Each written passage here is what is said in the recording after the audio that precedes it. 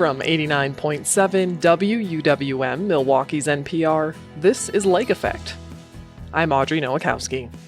Today we'll speak with arts advocates about the work they're doing to increase state funding for the arts. Then we'll speak with the Chief Education Officer for the White House Historical Association.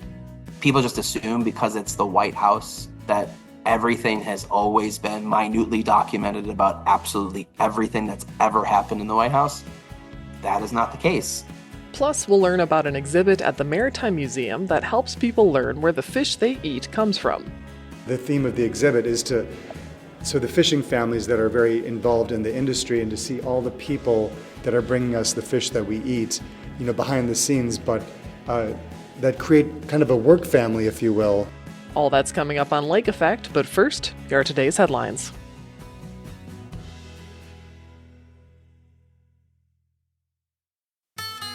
This is Lake Effect from 89.7 WUWM, Milwaukee's NPR. I'm Audrey Nowakowski. Thanks for joining us today.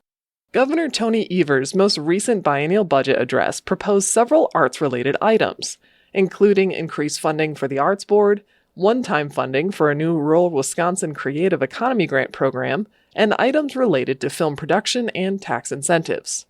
However, there is some ground to cover between proposals and concrete approved funding. Last month, people from across the state came together for Create Wisconsin Day at the state capitol, including Imagine MKE Executive Director Christine Honacki and Randy Cohen, Vice President of Research at Americans for the Arts and keynote speaker for Create Wisconsin Day. Honacki and Cohen join me to share what conversations they had with our legislators to improve the Wisconsin arts sector, and Honacki begins by explaining the key objectives of their Create Wisconsin Day visit. There's really three initiatives that we are advocating for. One is to raise the per capita spending for arts and culture in the creative sector. That's to support the Wisconsin Arts Board. And then secondly, to establishing a film office and film incentives. Right now, we are just 1 in 4 states that don't have a film office and 1 in 13 that don't have film incentives. We're missing out on a huge economic impact with that opportunity. And it also, of course, with the creatives in the community providing work. It's $670,000 a day, according to the Motion Picture Association, just for a small budget film. That would be the economic impact for a community. And a big film, $1.2 million. You think about Top Chef, that was recently here in Wisconsin.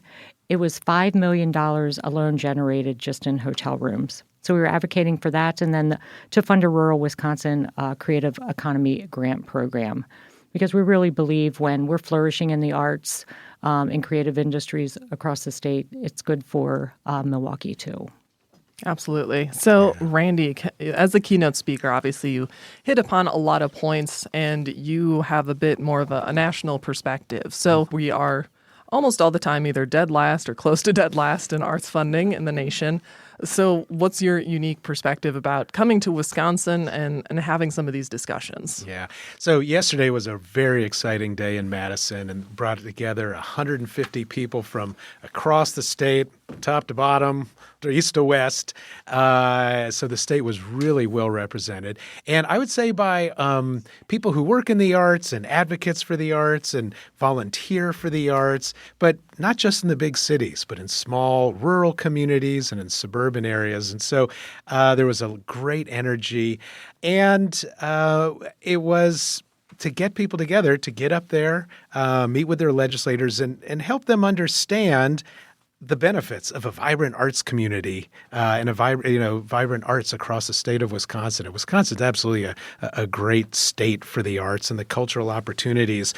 Everybody loves the arts, right? They inspire us and they beautify our communities and they bring us joy. But the fact is, they do a lot more than that.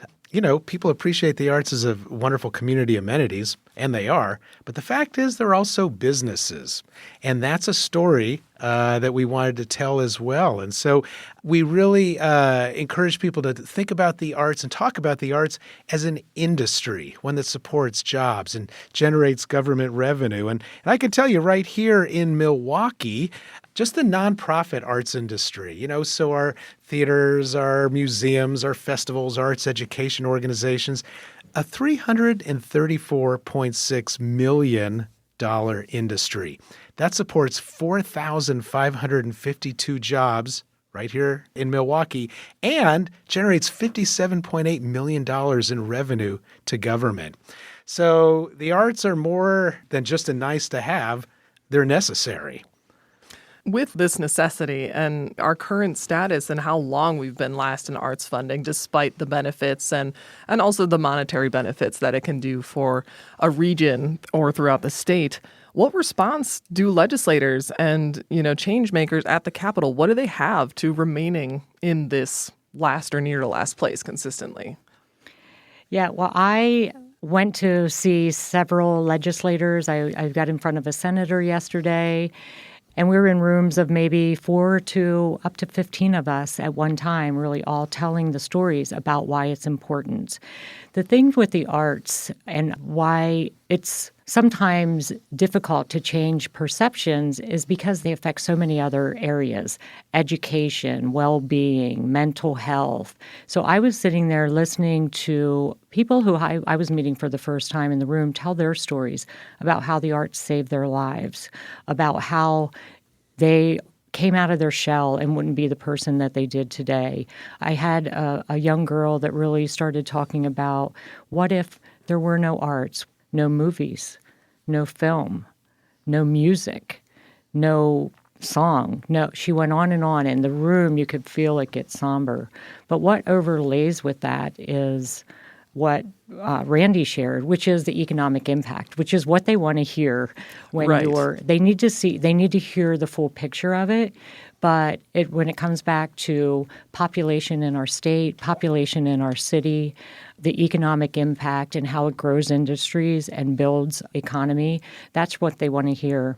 Right. And often over history, when things get tough, when money needs to be cut, arts programs are always the first to go, right? And you kind of hit upon the point that you need to hit that fiscal argument. There's the quote unquote the soft validation of like what we personally experience when we go to the arts and participate. But let's talk about Milwaukee specifically and your work with Imagine MKE, Christine. Can you share some specifics about the Milwaukee area? Like, say, for example, if I go see a show, what's everything around me doing that action, affecting?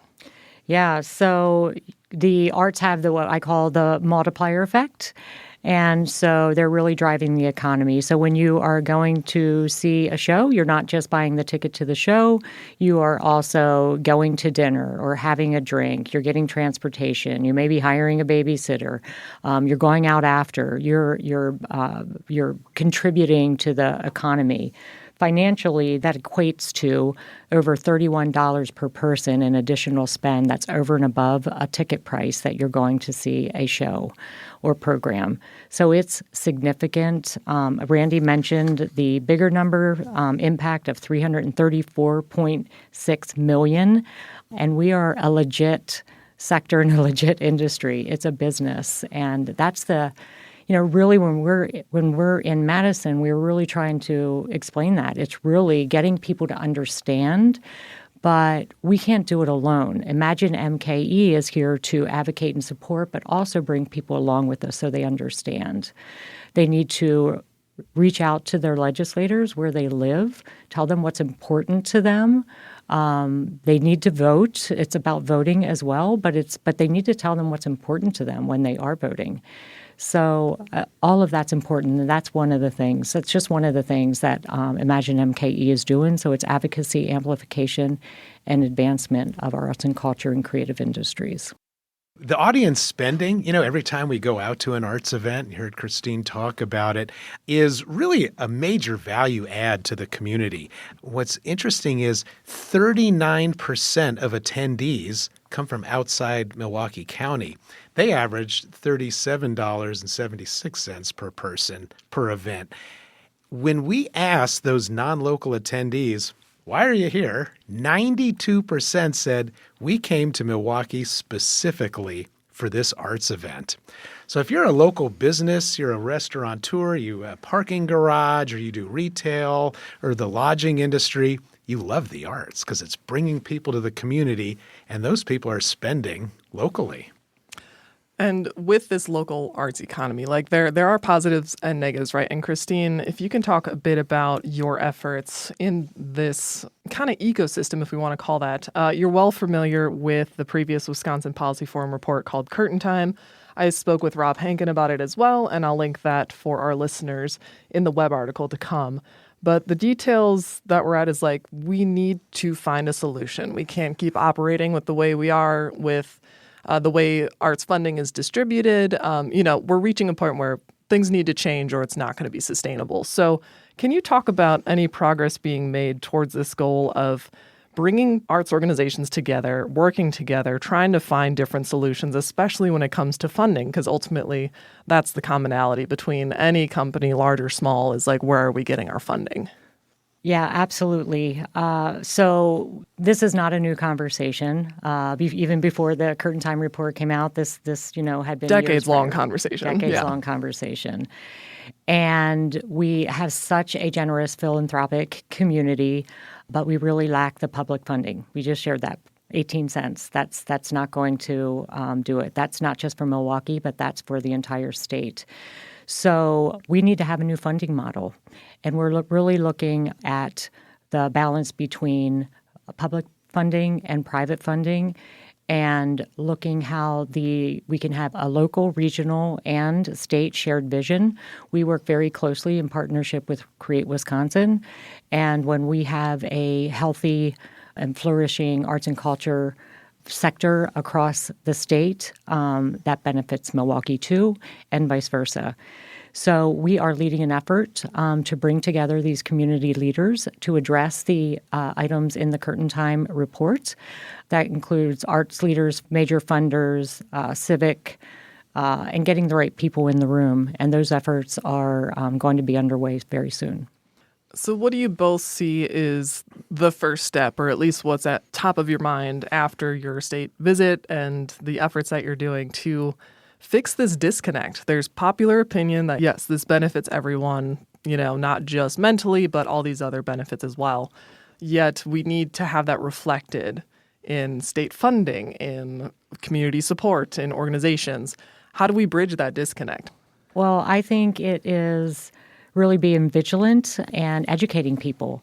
It's a big job. It's ongoing. We've started it. We're not just starting. This is, part of the biennial budget, and this is why it's heightened right now, and we have these things to advocate for, but it's not going to stop whether they get in or they get out. Even if there's more funding for the Arts Board, that's really just a first step, because it needs to be much greater to support Wisconsin. And so we're going to continue, and we need people that feel this is important, that love Wisconsin, that love Milwaukee and want to be a part of this community to understand. And I think they'll be emailing and calling their legislators, and that's what we hope for. Yeah, it takes relentless messaging. I mean, if it was easy. It's your whole job, yeah. Yeah, and a forever job. But it's so easy to take arts and culture for granted, to assume our artists and our arts organizations are always going to be here in our community. And we can't make that assumption. So we've all got a job to do. Create those relationships with your legislators. Give them a call. Bring someone to a legislative meeting with you. Because, if enough people demand it and demand it over and over again, we'll realize that change. I'm thinking the legislative meetings, maybe we can rename them, because they don't sound very inviting. Maybe they're like, hey, we care about our community and want to tell you what we care about meetings. So that's really what they are about. They're to listen, learn, talk to people, and share what is important to them. Well, Christine and Randy, thank you both so much for joining me today to share your experiences and the work that you're continuing to do. Thanks for having us. Yeah, thanks for having us.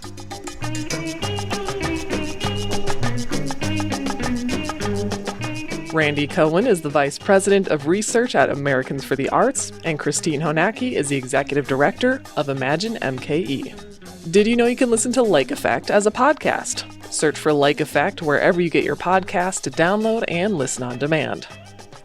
In about 20 minutes, we'll learn about a photo exhibit all about Great Lakes fishing. But first, we'll learn how presidential history is preserved at the White House.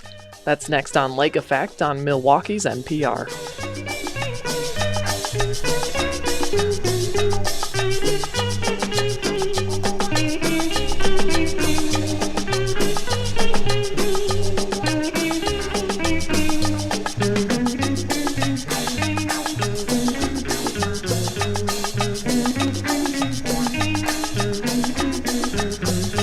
You're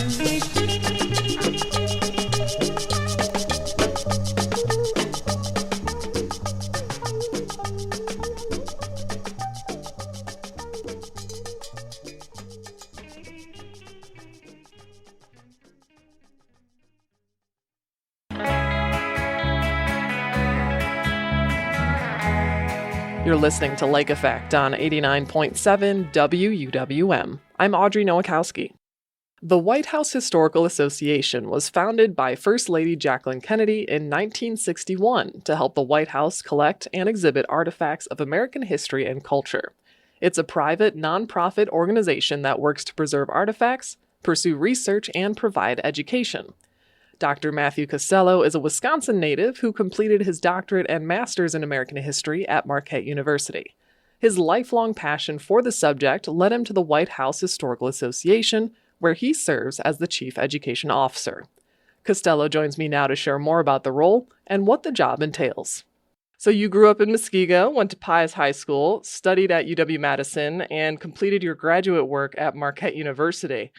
Out of all these things, what experiences of your life here in Wisconsin shaped your interest and enthusiasm for studying history? It's a great question. I think, growing up, I remember the field trips to Old World, Wisconsin, bringing your lunch in the pail. And another thing that I did at one point, one summer, I worked in the Sissel shoe shop. I worked in the general store. So I quite literally, I played the part, so to speak, at Old World, Wisconsin itself. But I've just always been really interested in history. My parents, my dad especially, very interested in history, World War II.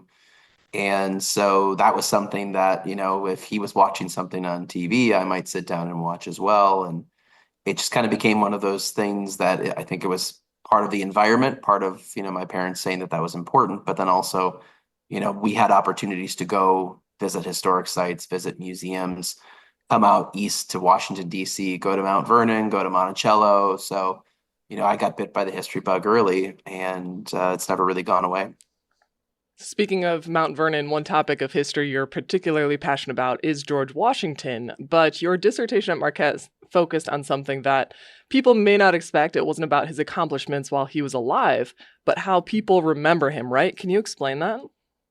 I've long been very interested in how we talk about history, how people remember historic figures, historic events, because it's sort of this ongoing dialogue between whatever's happening today in the contemporary and what has happened and how people choose to remember those things. And I think those choices are very critical to understanding sort of their mindsets, their political, their social, their cultural mindsets, and understanding their own relationship to the past. And that is not a uniquely American thing. I mean, that's something that communities, people, states, all different sized groups think about their past and their traditions and these things.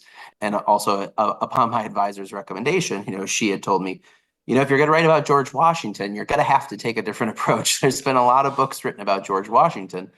And so when I told her the dissertation isn't really about George Washington, it's about how people remembered George Washington, which tells us something entirely different.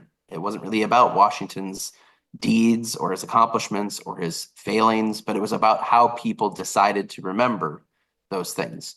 And so ultimately that led to the dissertation and then the first book. And needless to say, George and I we've been very close for a long time. So while George Washington never, stayed in the White House, it wasn't built at that time during his presidency. Can you share a bit about what the White House Historical Association is and the history behind its founding and mission? Of course. We were founded in 1961 at the request of First Lady Jacqueline Kennedy to enhance the public understanding of the White House and the people who live there and work there. And since that time, we've worked with every administration. For many years, we had really more of a role as a fundraiser in raising awareness.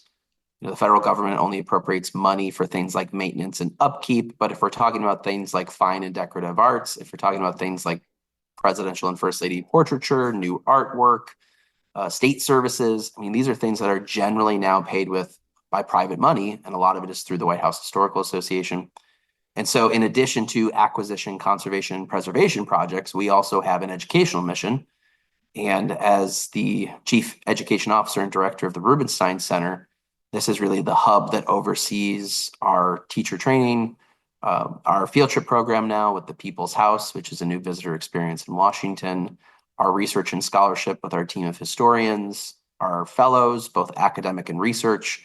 And then also, we also have a digital library, which has more than 30,000 publicly available images of the White House and various things at the White House. So our big message with the Rubenstein Center has been to encourage new scholarship about the White House, encourage younger professionals who are interested in researching and writing about the White House or the people who live there and work there, but also to make this history more accessible and more readily available for everyone. The White House is also a unique national, it's not quite a national monument, it's like a living monument, right? Because there are presidents that occupy it, there's staff, there's events, a whole range of things. And this is much different compared to, say, going to the Jefferson Memorial. So, can you share a bit about kind of the fun challenge it is to work for a place that has so much history, but still constantly needs to evolve? Mm. Yeah, that's a great point. The White House really is, it's a, home, office, stage, museum, but all at the same time an event space. And that's what it is used for a lot of the time, between the public tours, between bill signings, press conferences, state visits. The White House is constantly being transformed and turned over for the next event or the next event or the next event. And so, even though we are the private partner, so we're not directly involved with those types of things, but we're supportive of the White House and the executive resident staff that is tasked with doing a lot of those things. And that staff, it really is sort of the continuity of the House, because as you mentioned, presidents and first ladies and first families come and go, but the executive resident staff really stays there. Many of them stay there for years, some even stay for decades, and they really are the continuity of the institution of the White House. And so you go to Mount Vernon and you'll talk to the interpreters, and they tell you that the house is essentially set in 1799 when George Washington died. So then it's just sort of like, okay, that's it. That's the end point, 1799. Everything you're looking at, 1799. But you can't really do that with the White House, because every day a new page of that history is being written. And so for us, I think the most challenging part has been, we are a historic organization, we are an educational organization. So how do we balance serving that role and giving people context, giving people nuance, but also, staying clear of whatever is happening in the contemporary, right? So we generally don't talk about policy or politics of any administration that's in office. But, after they leave and they become a historic example, that it's something that we do, it does kind of then fall more into our mission.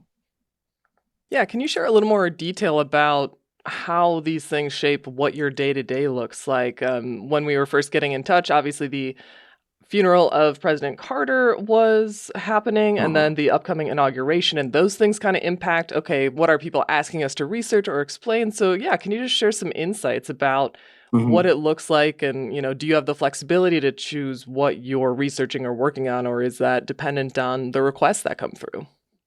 I would say it's a little bit of both. We have some of our own projects that are ongoing that we've been working on. And then, as you mentioned, there are times where things happen. There are historic occasions and moments that happen, and then we need to sort of, pivot and quickly be able to talk about those things. And it can be challenging because, all of a sudden I've become an expert in White House Easter egg rolls. I've become an expert in Christmas decorations. That's not something I ever would have imagined that I would be doing in grad school. But, I see it as it's part of the job. And when there's interest in the White House or things that are happening at the White House, people want to know the history behind those things. And so a lot of these seasonal and holiday things we can plan and we can anticipate. But then when we get notice that there's going to be a state arrival, there's going to be a state dinner, well, then we need to sort of pivot and be ready, because typically people want to know, has this country ever visited, or has this leader ever visited? And when was the last time they visited? And what, they start asking those questions. And so I see it as our role to be the authoritative source for answering those type of things. And so sometimes it can be something like, when was the last canceled egg roll, which was something that came up during the pandemic. Or it can be, oh, when was the last time the president of France visited? So, it can be very dependent upon sort of the current events and what's happening, and how can we add a little bit of historic context to what people are seeing. But then it can also be, and I would say most of the time, we're spending our time working on our own research projects, articles, resources. Well, and having both of those aspects to juggle, what do you think are the pros and cons of being a historical generalist, in the work that you do? Well, I think that the pro obviously is that you probably have at least one insightful thing to say about everything. But then the downside of that is there are certain topics that you obviously feel more comfortable talking about, or you can go deeper. And then there are other topics that you probably do just have to give a very basic explanation because either you haven't had time to go deeper or you haven't read up or researched more on a particular topic. And so that does happen. And when it does happen, I think you just have to be quite honest. And you say the words that everyone dreads saying, I don't know. That's something that I'd have to look into, and I'd have to, do a little bit more research. And, typically when that kind of stuff happens, I mean, I feel like it's a much better policy to just say, I don't know. I could look into that and I could send you whatever I find. And so you just kind of have to be honest with whoever you're talking to that you may not have all the answers. And I think there's a big misconception about people just assume because it's the White House that everything has always been minutely documented about absolutely everything that's ever happened in the White House. That is not the case. In fact, what we think of today is how the presidency is minutely documented minute by minute. That's really more like a post World War II type development. And so, if you're talking about anything from White House history before 1945, documentation and evidence really varies depending on the era, depending on the people, depending on the staff. And so I think a lot of people are surprised if I say like, I don't know, or I can't find an answer. But when in fact, there's still a lot that we don't know about the White House. And that's a big part of the push that we're making in trying to encourage young professionals, emerging scholars to do more work that can help us teach more about the White House and teach more Americans about the White House. When you come across those situations of, hold on, we need to look into that more, what's a question that either came in recently or in your tenure that's stuck out to you, whether you could find the answer or not, something that was intriguing and kind of sent you on a fact hunt, so to speak? Well, just very recently, we had a question come into our research inbox, and sometimes we do get these questions. It is, an individual who is looking for more evidence about a family story or a family legend or a family tradition. And this particular person was curious about, I think it was a third great grandfather. And they had always heard sort of, through their family that this person worked at the White House as a gardener. And then they had also heard that he was involved in building Abraham Lincoln's catafalque. Catafalque is the raised platform that they put the casket on when they have the line in state ceremony at the Capitol Rotunda. They built one after Lincoln was assassinated. They also built one for the White House because that was where Lincoln had his funeral service. And so, I corresponded with this person. I checked sort of all the different places I knew to check. I was able to at least find the official register. They print all the names of government employees, throughout the 19th century, and they tell you the department they report to and their salary, where they were born, et cetera, et cetera. And so I was able to find her descendant's name, but I was just kind of like, I think based on this, it's certainly plausible that, your descendant worked on the grounds because they were listed as a laborer for the public grounds and works. But I also pointed out because they weren't designated as White House, they probably moved around a lot, right? They may have been a gardener at the White House, but they probably also did work in other places in DC because it was all of the public buildings.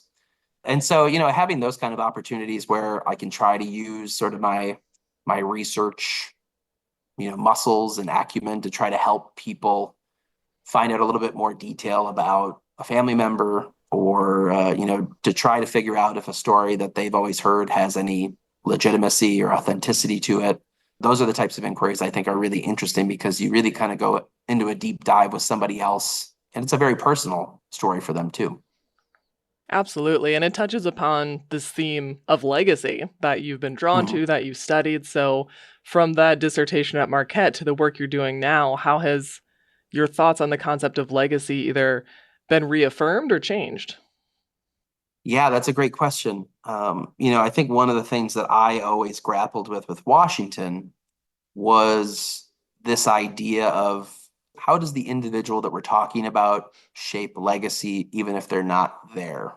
And I think the initial explanation is, well, they're not there, so they're not shaping legacy. But what I found is, even though Washington may not be there, or really you could take anyone, you could take Jimmy Carter as an example, he's not there. But how is he shaping how we remember him? And it's through things like state funerals. It's through things like their family members, their supporters.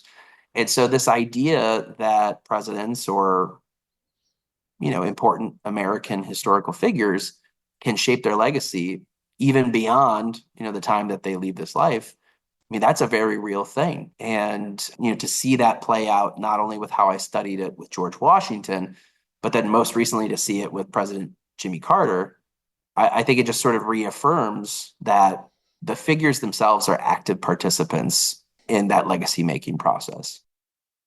Well, Matthew, I want to thank you so much for joining me today to share not only your job, but your passion. I really enjoyed learning more. Yeah, it was a pleasure, and I'm glad I could be on. Thank you for having me.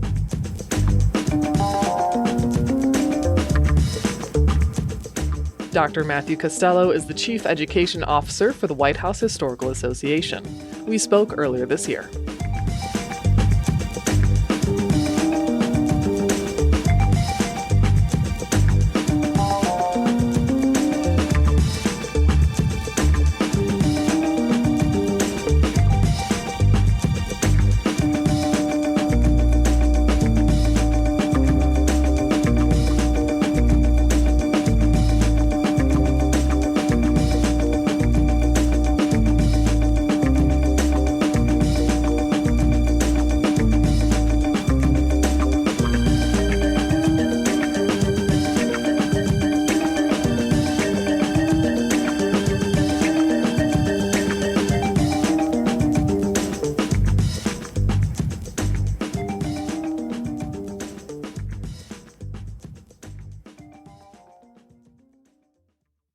Bubbler Talk, quenching Milwaukee's thirst for knowledge.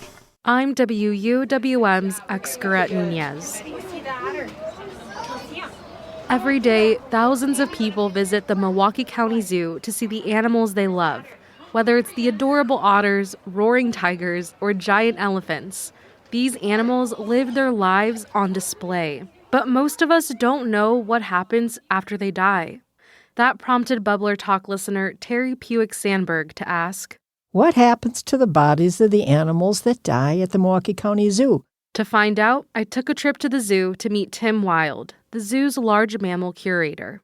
Well, the first thing we do is we call the vet staff. They come down, they confirm everything that we know. And he says every animal that meets its end at the zoo is required to get a necropsy. Necropsy is just a fancy word for animal autopsy. And the smallest to biggest creatures you can think of get one, from starfish to giraffes. They're transported to the UW-Madison School of Veterinary Medicine. This is our necropsy facility. As you can hear with the echo, it's cavernous, like a gymnasium. That's David Gasper. He's a veterinary anatomic pathologist who performs necropsies on zoo animals from across Wisconsin. He searches for clues about the animal's health, a sort of disease detective. So we do a complete external physical exam, just like your veterinarian would when you bring your dog in, head to tail. So everything gets measured and described. And then we'll do an internal examination. Next, they preserve parts of the animals on slides to get a closer look. We try to match up what we found. And every one of those changes, whether it's normal or abnormal, it could be an age-related change, or it could be a tumor, or it could be an abscess. All of those things we look at under the microscope. This giant microscope sitting next to us is where I spend 3 or 4 times as much time as I do doing the necropsies. Gasper says what veterinary pathologists find can be used to improve the care of living animals both in the zoo and in the wild. After the necropsy is done, Gasper says there are 4 different ways an animal's remains can be disposed of. There's cremation, burial on zoo grounds, composting, and something called alkaline digestion. A quick warning that this next part is a bit graphic. Alkaline digestion is a process where we put the remains into a lye solution under high pressure, and it dissolves pretty much everything except the bones, and the bones at the end of the day are basically dust. Essentially a giant instant pot with lye. Gasper says the digester is used in particular to destroy things like an elephant's ivory tusks or a tiger's teeth, which poachers might try to find. The Milwaukee County Zoo also doesn't publicly disclose burial sites to prevent poaching. The zoo doesn't hold memorial services for the animals, but Gasper says they're still mourned. He says he creates keepsakes for zookeepers by taking paw or hoof prints of nearly every animal that comes for a necropsy. The human-animal bond is something that it deeply affects everyone. They're taken care of in the same capacity with the same concern as I would my dog or my cat. And so these are important things to give back. Tim Wild with the Milwaukee County Zoo says an animal's remains continue educating people. The UW Zoological Museum takes a lot of the skeletons for their collection for educational reasons there. We might bring horns or antlers or part of the hides back. There's a lot of samples that might go to researchers throughout the country. So there's lots of different ways that animal can continue to help educate, not just us, but people all over. Bubbler Talk listener Terry Puick-Sandberg says she's surprised to learn about all the work that happens after an animal dies at the zoo.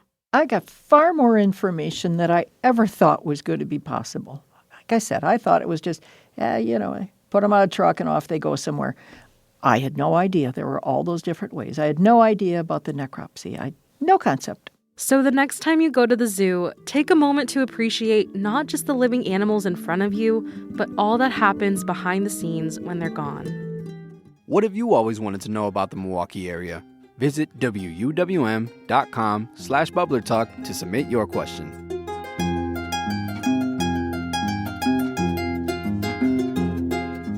After one more break, we'll tell you how you can learn where the fish you eat comes from through a series of photographs at the Maritime Museum. That's next on Lake Effect on Milwaukee's NPR.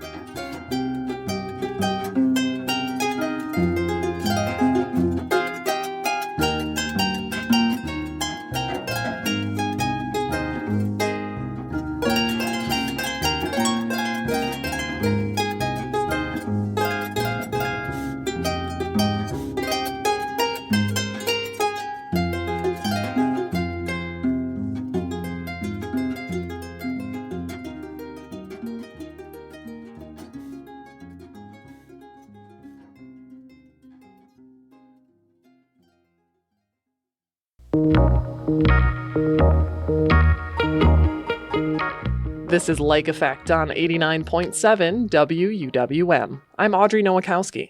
Have you ever sat down for a Friday fish fry and wondered where that fried fish in a basket came from? A new exhibit at the Maritime Museum in Manitowoc helps people understand where the fish we eat comes from. It's called From Lake to Plate, and it tells the story of Wisconsin's fishermen, smokehouses, and even the delivery drivers. The story is captured through 50 years of photographs taken by Tom Kuchera and Jim Legault. They joined WUWM environmental reporter Susan Bentz at the exhibit.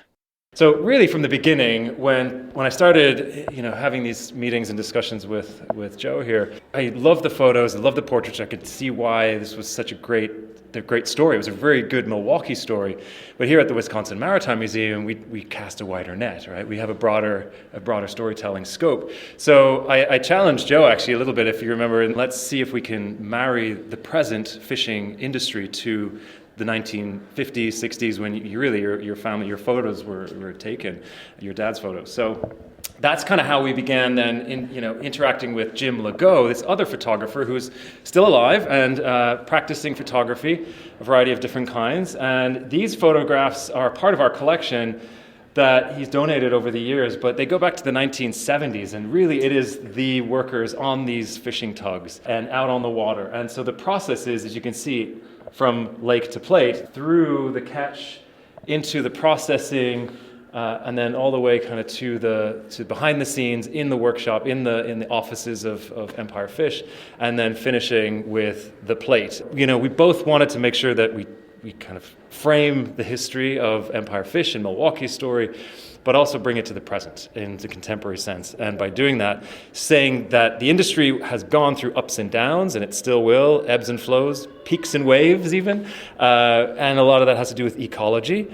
So, telling that story, but also realizing that this is an enduring tradition and we want to see it celebrated and endure for generations to come. So at the very end, you have a way to pick up some literature, Wisconsin fish markets with addresses, and there's QR codes and takeaways for people to go and support these industries, that you can find local caught perch or local caught whitefish, and even coho salmon that are out on the lake. So what's the story of this beautiful model? These are from our collection. We have so many models in the collection, and even early on, Joe, we were saying we don't want to make this about fish tugs and just props and stuff. So it's about the people. But I think it's important to frame it with these are the vessels that we identify with, even on the horizon historically. There's not many left. So the first one is a cutaway, and this shows what it's like on the inside of one of these fish tugs.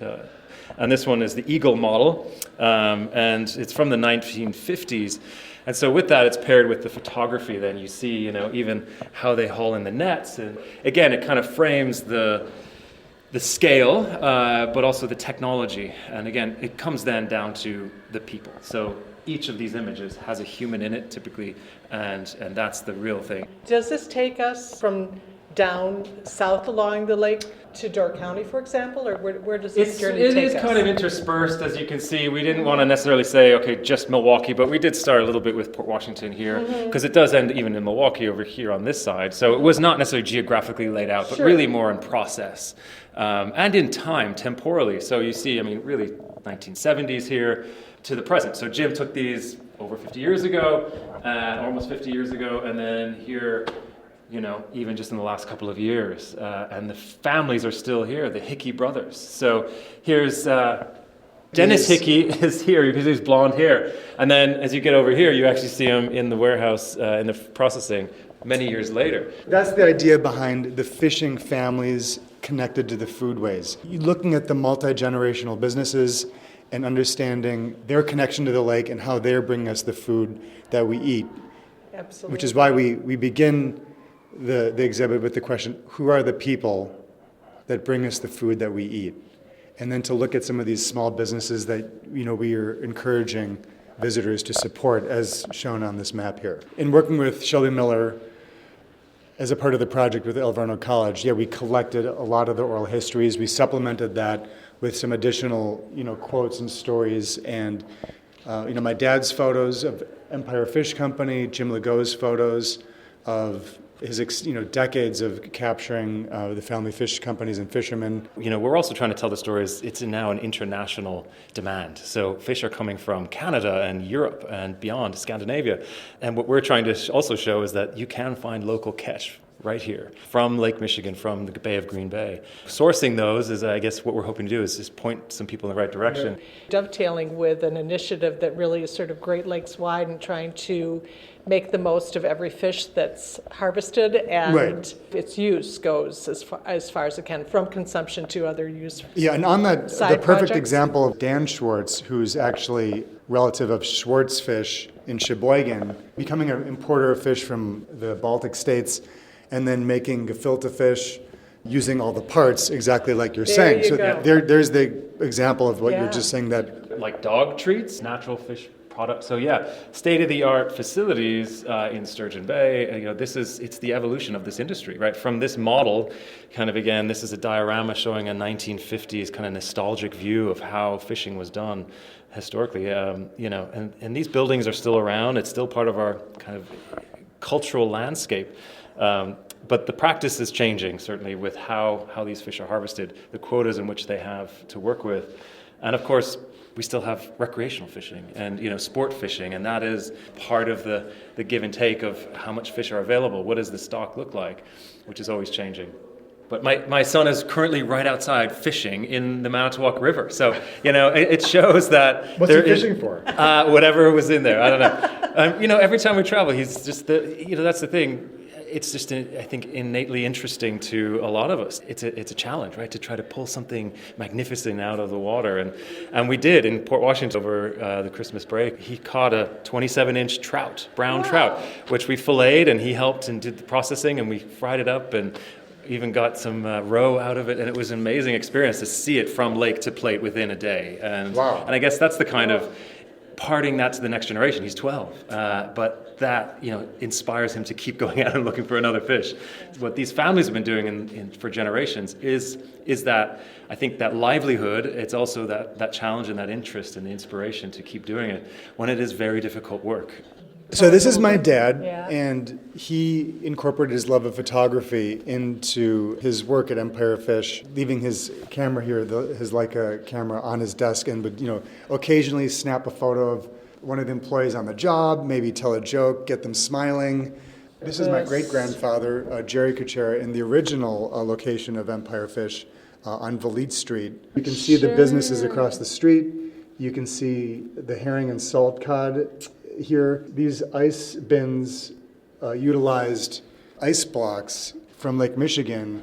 The way that my grandfather explained it to me was that ice would freeze over more often, and that was the refrigeration. The method of refrigeration was buying it from the iceman and then putting the ice blocks in there and then using that as your refrigeration. In looking back at the photos, what's really fun to see is, and again, the theme of the exhibit is so the fishing families that are very involved in the industry, and to see all the people that are bringing us the fish that we eat, behind the scenes, but that create kind of a work family, if you will, that, and to realize, our fish doesn't come from just the big box retailers. These are the people that are handling it and bring our food.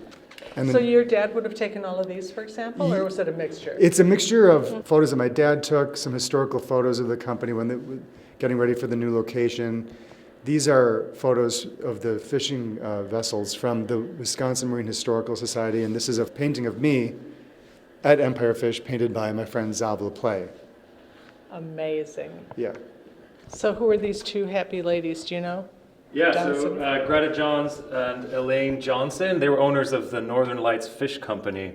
It wasn't just about fishermen, but fisherwomen too, and the workers. So the gender aspect of this, while it was challenging, and they were often not allowed on boats, and even today there's some pushback there. But women in commercial industry, we have a whole panel just about that. So even the photographs, we wanted to reflect that the women behind the scenes are equally working as hard. For me, this process in creating this exhibit, I've actually learned a tremendous amount. I mean, relating it to what Kevin said, the fish companies in the southern half of the lake, like Ewig's and Smith Brothers, have shut down. Many have shut down. Empire Fish Market is still a retail market there today. I learned how the industry is actually is really coming back in the northern half of Lake Michigan. So even though the industries, for the most part, disappeared from the southern half, the story in the northern half is quite different. So for me, it's been a tremendous experience to learn about that in putting this together. I like relating it back to your story of the son fishing, because these are families whose job was to connect the lake to the plate. Yep. And in today's modern society, we're so disconnected, right? Yeah. But to come and just reflect on who those people are, and to kind of bring us closer to the source, and think about the businesses that we can patronize and support, to bring us closer to the lake. So does it make you want to jump back in the biz? It's a tough business. It makes me appreciate it all the more. But I'm thrilled to have worked with Kevin here and the museum staff to make this reality. But I'll go get a fish fry.